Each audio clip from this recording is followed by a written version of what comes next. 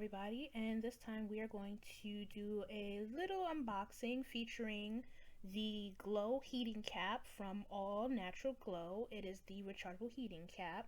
It has three settings: low is blue, medium is green, and red is the high heat.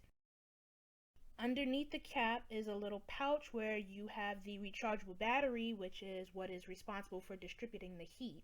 As you can see, I had this on my head for about an hour while I was deep conditioning, and these are the results of after the deep conditioner sat in my hair, and my hair looks good. When I took it out, it felt good, and it wasn't too hot. It didn't burn my scalp, and it wasn't annoying like the ones where you gotta put in the microwave and then it gets cold after like 5 minutes. So I will say, for the first impression, I definitely enjoyed it. I would recommend you try it out.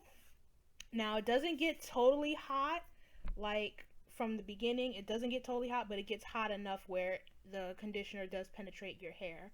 So I hope you enjoyed this video, and I hope to see you in the next one. Bye.